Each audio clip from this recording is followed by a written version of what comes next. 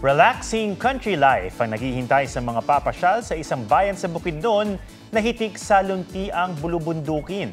Tara sa home of the country's finest cowboys. May report si Ian Cruz. Dito sa home of the country's finest cowboys, na Bukidnon, tiyak ang magulong isip ay hihinahon. Sa payapang paligid, masusulit ang picnic kasama ang pamilya at kaibigan. Siyempre, pinagmamalaki nila magliwaliw sakay ng kabayo. Pwedeng mag-alapastol ng mga baka. O kung intimate date naman, pwede na ang lambingan sa dagat-dagatan.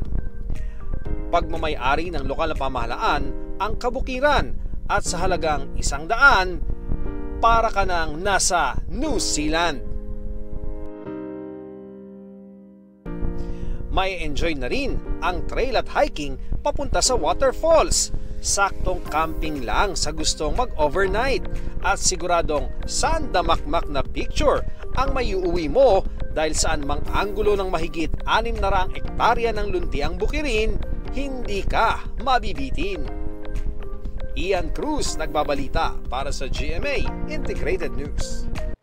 Mga kapuso, alamin ang State of the Nation. Mag-subscribe sa GMA Integrated News sa YouTube. Sa ating mga kapuso abroad, samahan niyo kami sa GMA Pinoy TV at sa www.gmanews.tv.